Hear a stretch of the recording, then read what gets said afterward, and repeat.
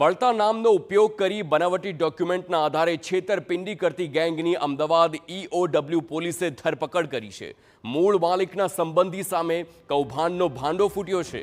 અમદાવાદના શાહપુર વિસ્તારમાં રહેતા દંપતીના બળતા નામનો ઉપયોગ કરી બનાવટી ડોક્યુમેન્ટના આધારે છેતરપિંડી કરતી એ ગેંગનો પર્દાફાશ થયો। શાહપુરમાં રહેતા જીતેન્દ્ર ચંદુભાઈ શાહ અને તેમની પત્નીનું 2001માં અવસાન થયું હતું। તેમના કોઈ વારસદાર ન હતા, જે અંગેની જાણ થતાં બે આરોપીઓએ સાંતેજ ખાતે આવેલ વૃંદાવન સોસાયટીના પ્લોટ નંબર 205ને પડાવી લેવા બળતા નામવાળા વ્યક્તિનો સંપર્ક કરી તેમને પૈસાની લાલચ આપી ખોટા દસ્તાવેજ કરાવ્યો, જે માટે તેમણે સોસાયટીના સેક્રેટરી અને ચેરમેનને પણ સંપર્ક કર્યો અને તેમને પૈસાની લાલચ આપી ખોટા દસ્તાવેજ કરી પ્લોટ પોતાને નામ કરાવ્યો। જે બાદ આરોપીઓએ પ્લોટ અન્ય વ્યક્તિ આત્મારામ પટેલને 1 કરોડ 12 લાખમાં વેચી દીધો હોવાનું સામે આવ્યું।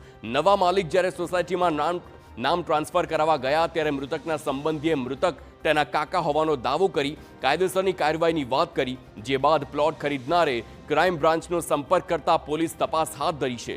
ખોટી રીતે નામનો ઉપયોગ કરીને પ્લોટ પડાવી લેનાર 4 લોકોની ધરપકડ। એટલે જીતેન્દ્રભાઈ ચંદુભાઈ શાહ નાવને કોઈ વારસદાર હતું નહીં।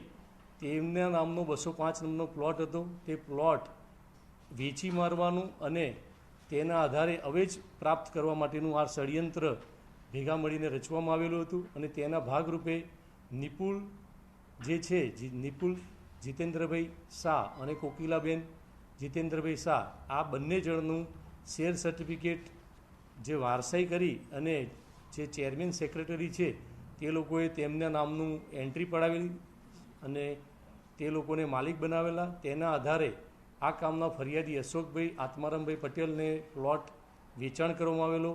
આ પ્લોટ વેચાણનો દસ્તાવેજ પણ કરવામાં આવેલો અને કુલ 1 કરોડ 12 લાખ રૂપિયાની માતબર રકમ આ કામના ફરિયાદી પાસેથી આરોપીઓએ ભેગા મળીને એકત્રિત કરેલી હતી।